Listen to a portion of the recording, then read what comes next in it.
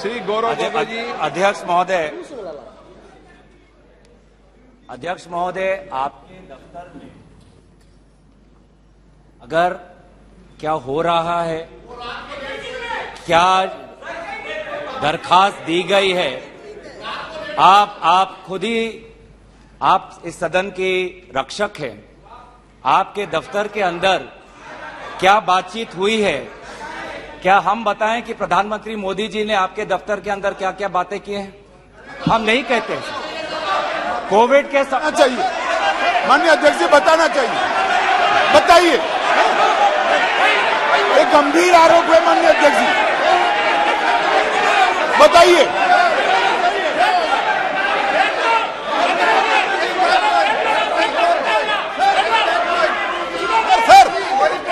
प्रधानमंत्री जी का लेंगे आप, प्रधानमंत्री जी का नाम लेते हुए और शहर का नाम लेते हुए ऐसा अनाप शनाप आरोप नहीं लगा सकते। वो उनको बताना चाहिए। दफ्तर में जो बात हम आपके विश्वास में रखते हैं और आप जो बात हमें कहते हैं उसकी भी विश्वसनीयता हम बचा के रखते हैं। एक मिनट, आप सब एक मिनट बैठिए, एक मिनट मैं बैठा हूं ना। माननीय सदस्य, कभी भी कोई भी विषय, ये मेरा चेंबर भी सदन है, आप जानते हैं, वरिष्ठ नेता हैं, कभी भी ऐसी टिप्पणी नहीं करना चाहिए जिसका कोई तथ्य और सत्य ना हो। मेरा कहना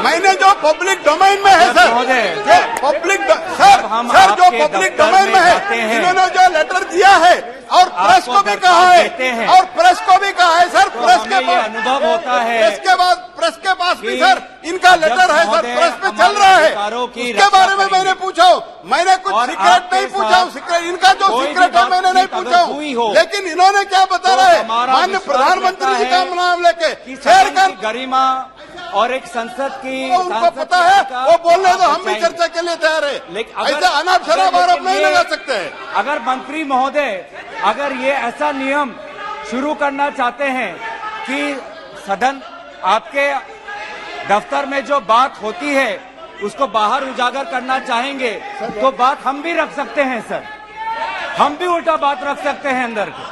तो इस प्रकार के आप संसदीय मंत्री हैं, आप इस पब्लिक डोमेन में please understand, it is in the public domain, it is in the media, it is in the social media, what are you talking? हमारे अध्यक्ष महोदय के दफ्तर में जो बातें करते हैं उसको इस प्रकार से आप उसका उल्लंघन मत करिए। आप संसदीय मंत्री हैं, आपको अपना कर्तव्य याद रखिए। आपका लेटर पब्लिक डोमेन में है, याद रखिए, आपको अपना कर्तव्य याद रखिए। अध्यक्ष महोदय, अब एक मिनट, महत्वपूर्ण विषय पर चर्चा कर रहे हैं। कोई भी ऐसा, हम इस सदन की गरिमा के अनुसार बोले, सदन की परंपराओं के अनुसार बोले। अविश्वास प्रस्ताव एक गंभीर प्रस्ताव है, तो मेरा सभी सदस्यों से आग्रह है कि वह चर्चा को गंभीरता से करें तो उचित रहेगा। गौरव गोगोई जी। अध्यक्ष महोदय, मैं इस प्रस्ताव को आपके समक्ष रखता हूं और आपकी अनुमति की अपेक्षा करता हूं कि मैं अपना वक्तव्य रखूं।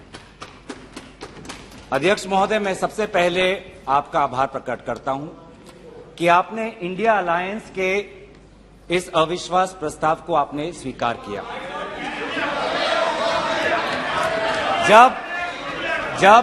जब आपने पूछा कि इस अविश्वास प्रस्ताव के समर्थन में कौन कौन खड़ा है, तो मैं इस मंच से हमारे सारे इंडिया अलायंस दलों के सांसदों को मैं धन्यवाद और आभार प्रकट करता हूं।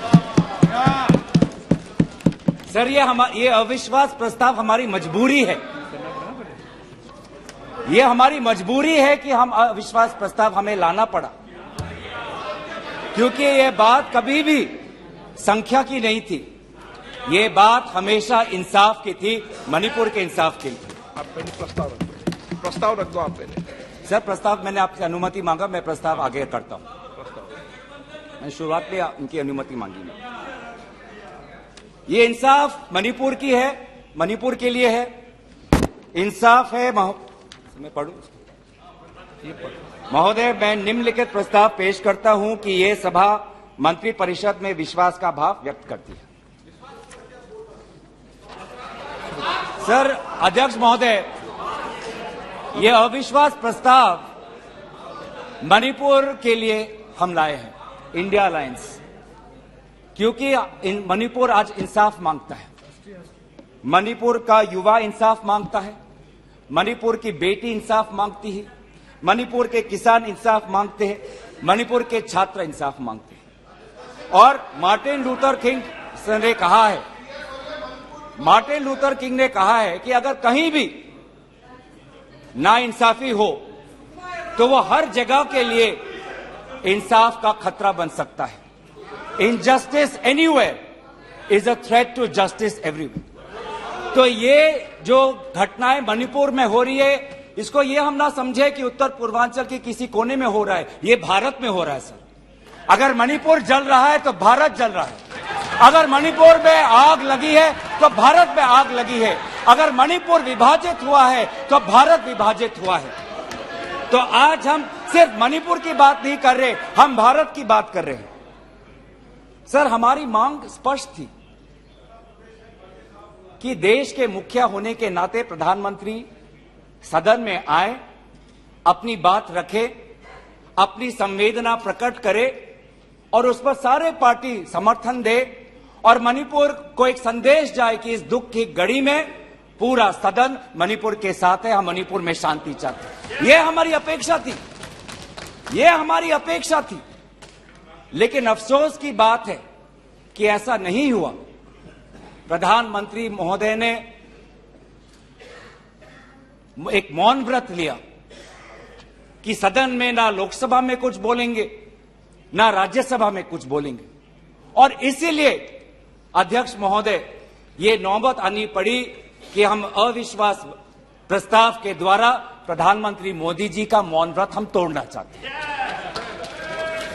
सर साफ साफ 3 सवाल है प्रधानमंत्री महोदय से। सवाल पहला कि आज तक वो मणिपुर क्यों नहीं गए? राहुल जी गए, इंडिया अलायंस के विभिन्न पार्टीज गए, गृह मंत्री जी गए, एमओएस होम गए, पर देश के मुखिया होने के नाते प्रधानमंत्री मोदी जी क्यों नहीं गए? यह है सवाल पहला। सवाल दूसरा कि लगभग 80 दिन क्यों लगे प्रधानमंत्री मोदी जी को मणिपुर पे कुछ बोलने के लिए, और जब बोले तो सिर्फ 30 सेकंड के लिए बोले, और उसके पश्चात आज तक भी प्रधानमंत्री मोदी जी की तरफ से ना कोई संवेदना का शब्द, ना कोई शांति की याचना। मंत्री मंडल बोल रहे हैं कि हम बोलेंगे, हम बोलेंगे। आप बोले, आपको किसी ने नहीं रोका, लेकिन प्रधानमंत्री मोदी जी एक प्रधानमंत्री होने के नाते उनके शब्दों में जो महत्व है वो किसी मंत्री के शब्दों में नहीं है। माफ कीजिएगा, प्रधानमंत्री मोदी जी अगर प्रधानमंत्री होने के नाते एक शांति की पहल करें, उस कदम में जो ताकत है वो किसी मंत्री या किसी सांसद में वो ताकत नहीं है, एक प्रधानमंत्री होने के नाते। सवाल हमारा तीसरा कि प्रधानमंत्री जी ने आज तक मणिपुर के मुख्यमंत्री को बर्खास्त क्यों नहीं किया? आपने गुजरात में जब निर्वाचन आए, गुजरात में जब आपको अपनी राजनीति करनी थी तो गुजरात में मुख्यमंत्री बदल दिए, एक बार नहीं 2 बार। उत्तराखंड में निर्वाचन आ रहे थे तो उत्तराखंड में 1 बार, 2 बार, 3 बार, 4 बार शायद आपने मुख्यमंत्री बदल किए। त्रिपुरा में निर्वाचन आए तो त्रिपुरा में भी आपने निर्वाचन आपने से पहले आप मुख्यमंत्री को बदला। मणिपुर के मुख्यमंत्री में ऐसा क्या आपने विशेष आपका आशीर्वाद आप दे रहे हैं जिन्होंने खुद कबूल किया है कि आज मेरे कारण एक इंटेलिजेंस फेलियर हुआ है? ये 3 सवाल हैं सर, और शायद इन 3 सवालों का 3 उत्तर भी है। प्रधानमंत्री मोदी जी मणिपुर पर क्यों मौन हैं, शायद उस प्रश्न का उत्तर भी 3 है। पहला उत्तर कि प्रधानमंत्री मोदी जी को कबूल करना पड़ेगा कि उनकी डबल इंजन की सरकार, उनकी सरकार मणिपुर में व्यर्थ हो गई है, विफल हो चुकी है। इसीलिए आज मणिपुर में 150 लोग मरे, लगभग 5000 घर जलाए गए, लगभग 60,000 लोगों आज शिविर में हैं, लगभग 6,500 एफआईआर है। और मुख्यमंत्री, प्रदेश के मुख्यमंत्री होने के नाते जो एक संवाद का वातावरण बनाना चाहिए था, जो एक शांति, अमन और सद्भावना का एक वातावरण जो बनाना चाहिए था, आज उन्होंने सिर्फ मई महीने से नहीं, पिछले 2-3 सालों से ऐसे कुछ भड़काऊ उन्होंने कदम लिए हैं जो आज समाज के बीच में तनाव पैदा हो गया है। आज हम मणिपुर गए हैं, क्या मणिपुर में यह सबसे पहला हिंसा हुआ है? नहीं। क्या उत्तर पूर्वांचल में यह सबसे पहला हिंसा हुआ है? नहीं। इससे पहले भी हुए हैं, मणिपुर में भी हुए हैं। मैं खुद उत्तर पूर्वांचल का हूं, मैं खुद जिम्मेवारी से कहता हूं कि हुए हैं, लेकिन पहली बार, अरे आप में से तो कोई गया भी नहीं, आप क्या जानेंगे? पहले जाओ और फिर हमें परामर्श दो, पहले आप लोग जाओ। सर, हम गए और बहुत दुख हुआ कि हमने समाज में दो वर्गों के बीच ऐसा बंटवारा, समाज के दो वर्गों के बीच हृदय में इतना आक्रोश, इतना गुस्सा हमने पहले कभी नहीं देखा। हमने पहले कभी भी नहीं देखा कि आज समाज का एक वर्ग दूसरे के प्रति बदले की भाषा का प्रयोग कर रहा है। हमने कभी भी नहीं देखा कि एक प्रदेश में एक ऐसी लकीर खींच दी गई है कि पहाड़ पे एक वर्ग के लोग रहते हैं और वैली में एक वर्ग के लोग रहते हैं। अफसोस की बात है सर कि जो सरकार एक इंडिया की बात करती है, आज उन्होंने दो मणिपुर आपने बना दिए हैं। आपके राजनीति से दो मणिपुर आज बन गए। मैं मणिपुर के मुख्यमंत्री को इस सदन से पूर्व प्रधानमंत्री वाजपेयी जी की राजधर्मों को याद करने के लिए सलाह दूंगा, जिन्होंने कहा कि राजा के लिए, शासक के लिए प्रजा में भेद नहीं हो सकता, ना जन्म के आधार पर, ना जाति के आधार पर, ना समुदाय के आधार पर। सर, आज इस माहौल में अगर सबसे ज्यादा पीड़ा किसी को झेलना पड़ा है तो महिलाओं और बच्चों को। हमने देखे हैं वो वायरल वीडियो में, उनका मैं उल्लेख नहीं करना चाहूंगा, उससे सबको पीड़ा हुआ। पर ऐसे मुख्यमंत्री जी ने स्वयं कहे कि ऐसे 100 एफआईआर हैं। हम भी गए हैं सर, इंडिया डेलीगेशन, हमारे संसदीय दल, उस परिवार से हम मिलकर आए हैं जिसमें 2 महिलाओं के साथ इतना बुरा व्यवहार हुआ, अत्याचार हुआ। हमने ऐसे भी एक परिवार से मिले जिसमें एक 80 साल की महिला, जो एक स्वतंत्रता संग्रामी की पत्नी थी, उसको घर के अंदर बंद करके जिंदा जला दिया। जो 2 महिला जिसको लेकर आज सुप्रीम कोर्ट तक ये बात गई है, उसमें से एक महिला का पति कारगिल में हमारे देश के लिए हमारी सीमा को सुरक्षा कर रहा था। वो कारगिल का जवान बोल रहा है, मैंने देश को बचाया पर मैं अपने घर और अपने परिवार को नहीं बचा पाया। जब हम उनसे मिलते हैं तो हमको क्या कहें? आप लोग कहते हैं हम फोटो ऑप करने गए थे। सर, दुख के समय में संवेदना उनको देने गए थे। आज महिलाओं, बच्चों के साथ आऊंगा, अब सारे बातों पे आऊंगा, सब पे आऊंगा। धर्मीय जगह को भी बख्शा नहीं गया।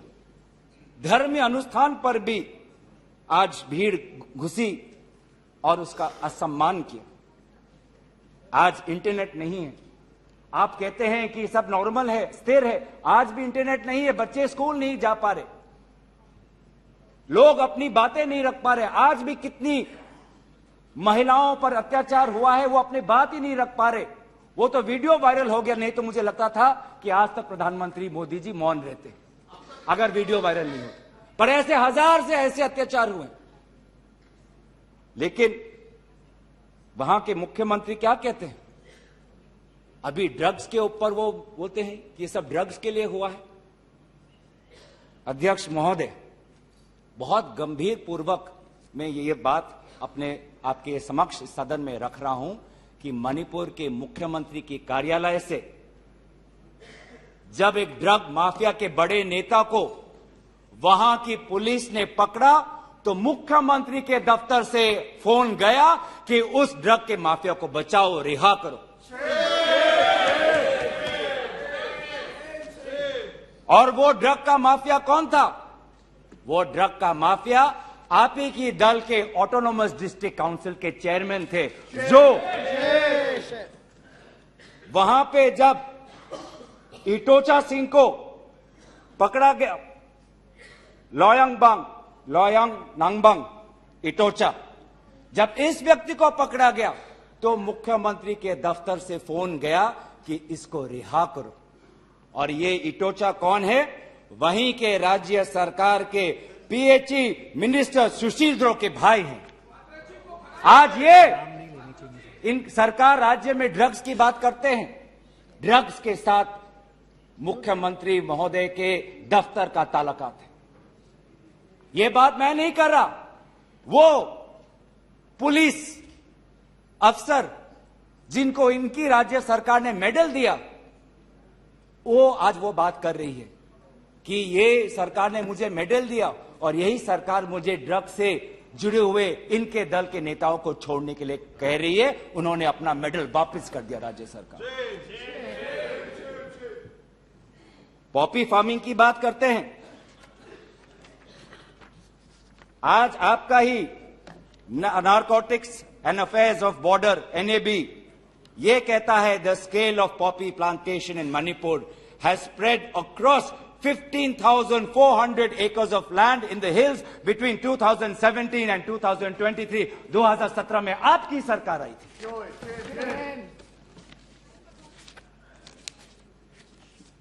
आज इंडियन फॉरेस्ट सर्वे रिपोर्ट 2021 में कहता है that within 2 years time the forest area of Manipur has decreased by 248.63 square kilometers। ये आपके सरकार के नजर के सामने वहां के जंगलों को काटा जा रहा है और पॉपी फार्मिंग को बढ़ावा दिया जा रहा है।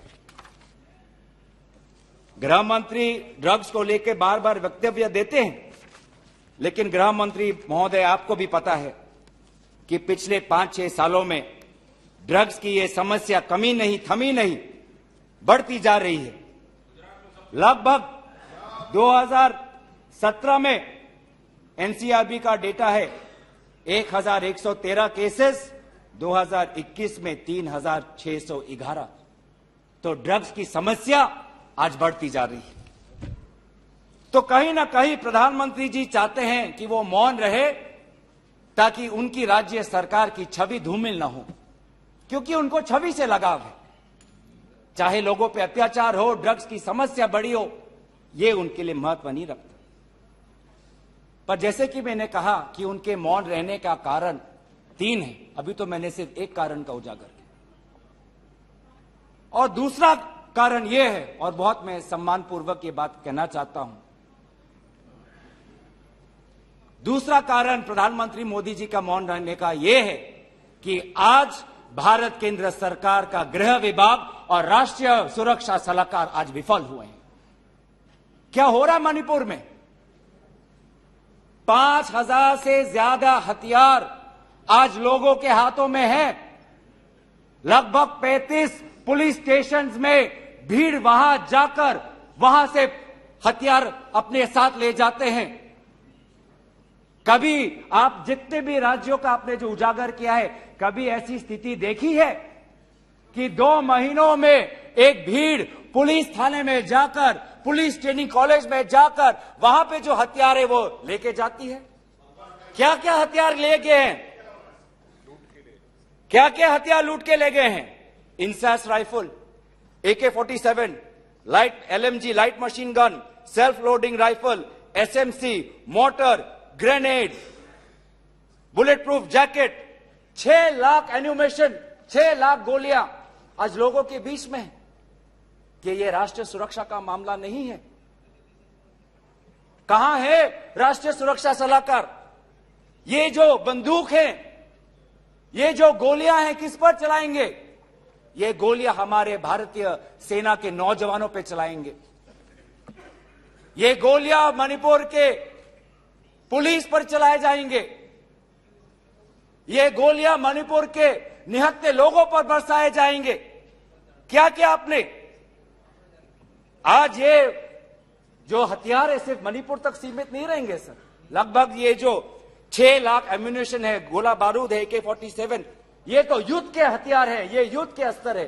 ये सिर्फ मणिपुर तक नहीं सीमित रहेंगे, ये आज उत्तर पूर्वांचल में भारत के अलग अलग जगह में ये हथियार जाएंगे और भारत के समाज को आज अशांति का वातावरण बनाएंगे। तो क्या कर रहे हैं आप?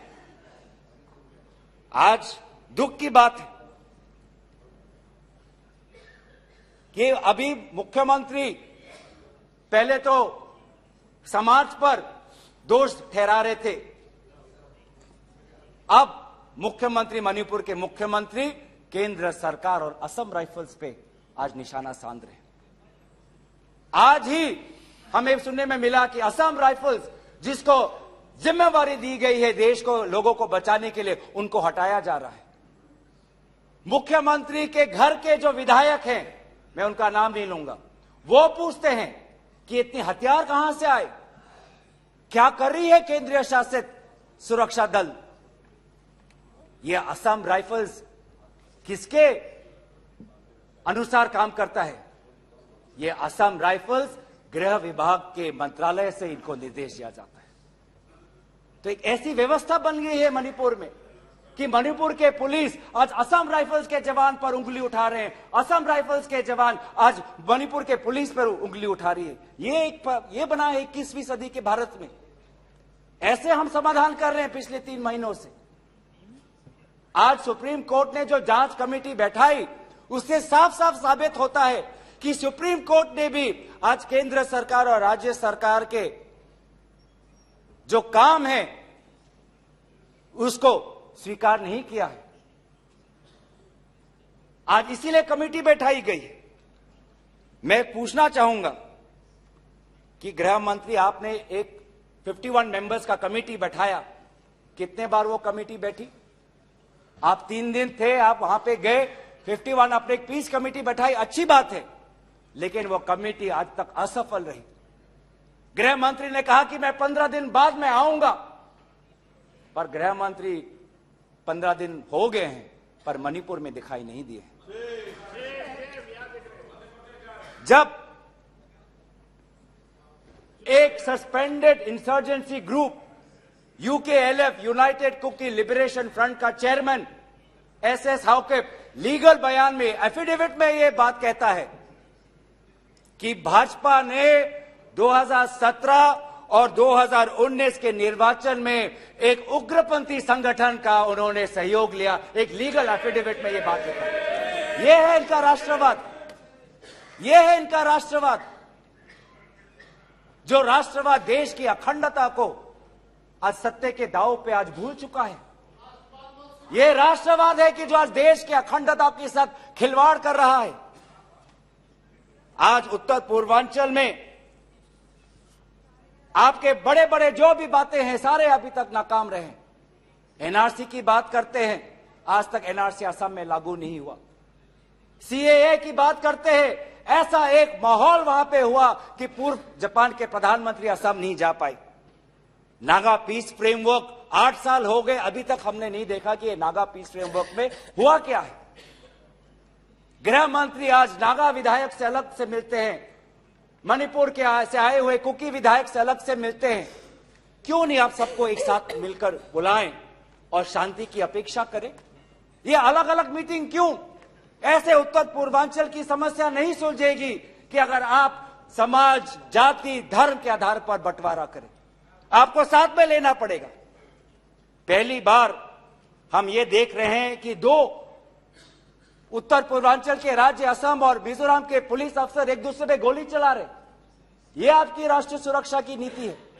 इसी बात का उजागर राहुल गांधी जी ने इस सदन में किया था जब उन्होंने आपको चेतावनी दी थी कि आप उत्तर पूर्वांचल के साथ खिलवाड़ कर रहे हो। उत्तर पूर्वांचल हमारे देश का हिस्सा है, इन्होंने कहा था। आज जो तीसरा कारण मैं आना चाहता हूं, जिसके कारण प्रधानमंत्री मोदी जी मौन है। पहला, उनकी राज्य सरकार विफल थी। दूसरा, उनका गृह विभाग और राष्ट्रीय सुरक्षा सलाहकार विफल रहे। और तीसरा, प्रधानमंत्री मोदी जी के मौन रहने का कि वो अपनी भूल कबूल करना नहीं चाहते। अगर वो बोले तो कि उनकी चूक हुई है राज्य सरकार से, तो ये भूल वो कभी जनता के सामने कबूल नहीं करना चाहते, मौन रहना पसंद करते हैं। और ये पहली बार नहीं हुआ है, ये पहली बार नहीं हुआ है जब भारत के स्वर्ण पदक लाने वाले कुश्ती के महिला खिलाड़ी जब सड़क पे जब विरोध कर रहे थे तो प्रधानमंत्री मौन थे। जब 750 किसान आंदोलन पे उनकी जीवन गई, बलिदान दिया, शहीद हुए, तो प्रधानमंत्री मौन थे। जब 2020 में दिल्ली में रायट्स हुए, दंगे हुए, पर विदेश के एक सरकार के नेता आए थे, उस समय भी प्रधानमंत्री मौन थे। जब अडानी पर इसी सदन में राहुल गांधी जी ने प्रधानमंत्री मोदी जी से सवाल किया कि कितने बार अडानी जी एक विशेष कंपनी को प्रधानमंत्री के साथ जाने पर उनको सुविधा हुआ, तो प्रधानमंत्री मोदी जी मौन थे। जब हम बार बार पूछते हैं,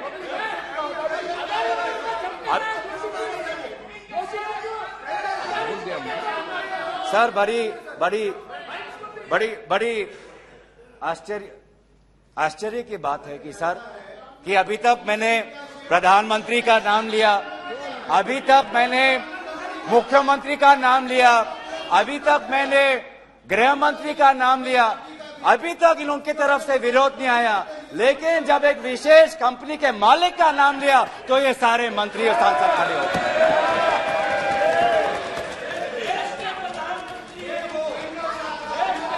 किसकी सरकार है सर? ये किसकी सरकार है? जब चीन पर हमने सवाल किया, चीन पर आप पूछे, मैं चीन पर आता हूं, जब चीन पर हमने सवाल किया कि चीन हमारे सीमा के अंदर कितने किलोमीटर पर है, तो प्रधानमंत्री मोदी जी मौन रहे। प्रधानमंत्री मोदी जी ने G20 के बाली समिट में प्रेसिडेंट शी जिनपिंग के साथ क्या बातचीत की, उनके विदेश मंत्रालय ने इसको छुपाने की कोशिश की, लेकिन जब चीन के विदेश मंत्रालय से बात आई तो भारत सरकार के विदेश मंत्रालय ने खुद कबूल किया कि हाँ, हमने छुपाई थी कि बहुत संवेदनशील बातें प्रधानमंत्री मोदी जी ने शी जिनपिंग के साथ बाली में किया। हम पूछना चाहते कि क्या बातें की आपने, क्या समझौता हुआ, क्या बताएंगे?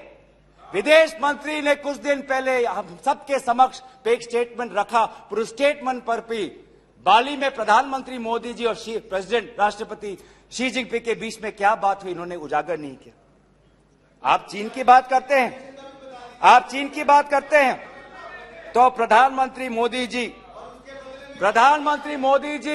जब जम्मू कश्मीर के पूर्व राज्यपाल ने कहा कि उन्होंने प्रधानमंत्री को फोन किया था, तो ये राज्यपाल ने क्या कहा कि उनको चुप रहने का सलाह उनको मिला। प्रधानमंत्री मोदी जी मौन रहे। जब पूर्व एक राज्यपाल ने कहा कि हमने सुरक्षा मांगी थी हमारे पुलवामा के जवानों के लिए, लेकिन हमको कोई सुरक्षा नहीं मिली, जब ऐसा गंभीर बात एक पूर्व राज्यपाल, आपकी ही चुनी हुई राज्यपाल ने रखा, तो प्रधानमंत्री मोदी जी मौन रहे। जब कोविड में सेकेंड वेव में लोग के सांसों में, फाफड़ों में ऑक्सीजन नहीं था, तब प्रधानमंत्री पश्चिम बंगाल में वोट मांग रहे थे। जब मणिपुर में महिलाओं पर अत्याचार हो रहा था, तो प्रधानमंत्री जी कर्नाटक में वोट मांग रहे थे। ये कैसा राष्ट्रवाद है? यह कैसा राष्ट्रवाद है जो देश से ऊपर अपने सत्ता को ज्यादा महत्व देता है? इस देश ने इस देश के इतिहास में हमने दूसरे प्रधानमंत्री भी देखे हैं। हमने ऐसे भी प्रधानमंत्री देखे हैं जिन्होंने उत्तर पूर्वांचल और भारत की संवेदना को समझा।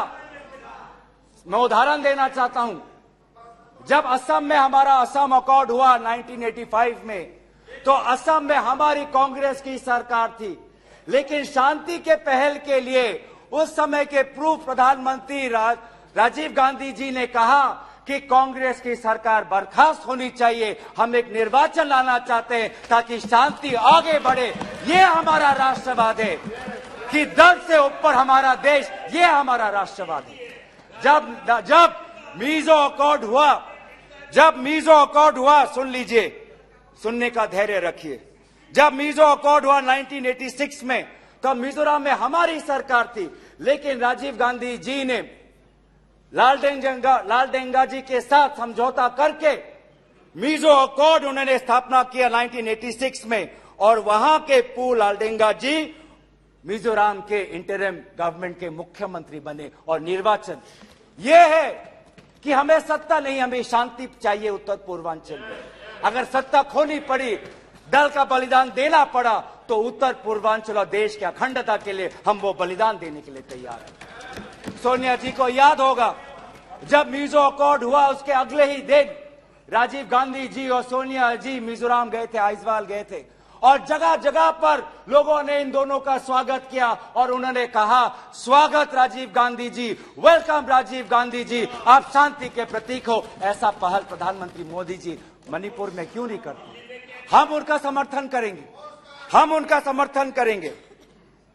इस सदन में जब 2012 में असम में कोकराझार में जब हिंसा हुआ, तो इस सदन में, लोकसभा में, राज्यसभा में प्रधानमंत्री, हमारे पहले प्रधानमंत्री डॉक्टर मनमोहन सिंह जी ने इस सदन में उन्होंने बात रखी। जब कोकराझार में जब हिंसा हुआ, तो उसके 7 दिन बाद प्रधानमंत्री मनमोहन सिंह जी वहां पर गए और उन्होंने कहा, क्या कहा? उन्होंने कहा असम में जाकर, we are one people, we are one nation, we must live together as such, we must restore peace and calm throughout the area. ऐसी बातें प्रधानमंत्री मोदी जी क्यों नहीं करते? चलिए मेरे दल का नहीं, मैं आपके दल का उदाहरण देता हूं। जब 2002 में गुजरात में जब दंगे हुए, तो उस समय के प्रधानमंत्री वाजपेयी जी गुजरात गए थे, शाह आलम के वो रेफ्यूजी कैंप में गए थे।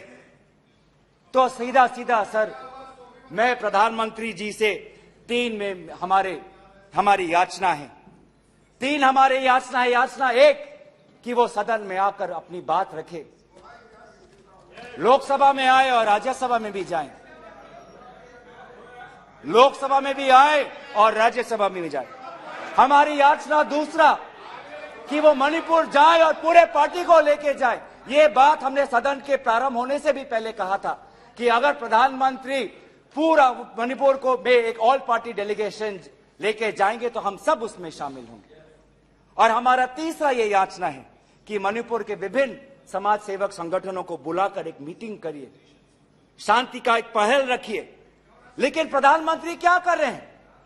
प्रधानमंत्री आज इंडिया अलायंस को बदनाम करने में तुले, देश के नाम को आज बदनाम करने में तुले हैं। अफसोस की बात है, जब आप पॉपुलर फ्रंट ऑफ इंडिया की बात करते हैं, इंडिया मुजाहिदीन की बात करते हैं, ईस्ट इंडिया कंपनी की बात करते हैं, तो हम इंडियन इंस्टीट्यूट ऑफ टेक्नोलॉजी की बात करते हैं, हम इंडियन स्पेस रिसर्च ऑर्गेनाइजेशन की बात करते हैं, हम इंडियन पुलिस फोर्स की बात करते हैं, हम इंडियन एयरफोर्स की बात करते हैं। आप जब इंडिया को बदनाम करते हैं तो हमें तो भारत का तिरंगा दिखता है, जहां पे गेरुआ है, सफेद है, हरा है और बीच में अशोक का चक्र है। आज नफरत एक हथियार बन चुका है, नफरत एक हथियार बन चुका है वोट जीतने के लिए। वो चाहे मणिपुर में हो, वो चाहे हरियाणा में हो, वो चाहे कर्नाटक में हो, वो चाहे मध्य प्रदेश में हो। आप जितना भी नफरत फैलाएं, हमने राहुल जी के नेतृत्व में भारत जोड़ो यात्रा किया है। आपके नफरत के बाजार में हम जगह जगह पे मोहब्बत का दुकान खोलेंगे। हम संविधान की सुरक्षा करेंगे। Our constitution that talks about equality, liberty, justice, fraternity, हम इस संविधान के आदर्शों की हम सुरक्षा करेंगे। आप पूंजीपतियों का विकास चाहते हैं, सबका विकास कहते हैं, लेकिन करते हैं पूंजीपतियों का विकास, और वो भी सिर्फ 6 पूंजीपतियों का।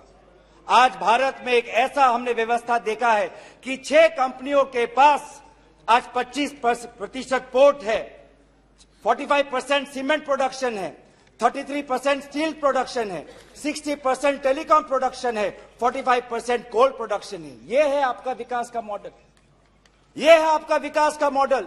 मैं उस कंपनी का नाम नहीं लूंगा जिससे आप उत्तेजित हो जाते हैं, लेकिन दूसरे कंपनी को तो नाम ले सकता हूं। यह कैसा प्रक्रिया है सर? ये कैसा कॉम्पिटेटिव इकोनॉमी बना रहे हैं? जब अप्रैल 2030 में श्री सीमेंट संघी इंडस्ट्रीज को खरीदना चाहता है, तो जून में ही श्री सीमेंट पर आईटी का डिपार्टमेंट का रेड होता है, और जुलाई 2023 में श्री सीमेंट एक्विजिशन से बाहर निकलता है, और अगस्त में अडानी का अंबुजा सीमेंट संघी इंडस्ट्री को खरीदता है। ये इकोनॉमी बना रहे हैं, ऐसा इकोनॉमी आप बनाएंगे? हम चाहते हैं पूंजीपतियों का विकास नहीं, हम चाहते हैं कि किसान का विकास हो जिससे राहुल जी मिले हैं। हम चाहते हैं वो मैकेनिक का विकास हो जिससे राहुल जी मिले हैं। हम चाहते हैं वो फैक्ट्री वर्कर का विकास हो जिससे हमारे पास आते हैं वो स्मॉल बिजनेस, वो ट्रेडर्स जो हमारे पास आते हैं, हम उनका विकास चाहते हैं। आप गरीबों की बात करते हैं, आपने गरीबों के साथ विश्वासघात किया है। आज टमाटर 2050 केजी में, पेट्रोल 102 लीटर का, एलपीजी 1200 रुपए सिलेंडर का, मिल्क आज दूध के दाम पे। आपको इकोनॉमी की बात करते हैं, लार्जेस्ट फास्टेस्ट ग्रोइंग इकोनॉमी की बात करते हैं, जाइए ये भाषा उस आजाद मंडी के उस आदमी के सामने वो रखिए जिसके आंसू आज पूरे देश ने देखा है, जो कहता है रो रो के कि मेरे पास पैसा नहीं है। ये जीडीपी और फास्टेस्ट ग्रोइंग इकोनॉमी की बातें उनको समझाइएगा। आजादपुर मंडी में राहुल जी गए, आप किसान की बात करते हैं, आपके यह डेटा में आज हमको मिला है कि लगभग 10,000 किसानों ने आत्महत्या कर दी है, जिसमें से किसान है, श्रमिक है, कल्टीवेटर्स है। ये है पार्लियामेंट में आज उत्तर आता है कि एमजीएनरेगा में 5 करोड़ लोगों को आज एमजीएनरेगा से बाहर कर दिया है। ये आपका विकास है? तो सर ये आप गरीबों पे विश्वासघात करिए, हम राजस्थान की तरह देश में महंगाई में हम राहत लाएंगे। आप आदिवासियों में अत्याचार करें, हम आदिवासी छात्र, महिलाओं और एनजीओ के साथ हम भारत को हम जोड़ेंगे और इंडिया को जिताएंगे। India that is a union of states we will protect and we will win. जो 2024 में भारत जीतेगा, इंडिया जीतेगा। इतना अहंकार मत करिए। इन्हीं बातों के साथ मैं अपना प्रस्ताव यहीं पे रखता हूं। धन्यवाद।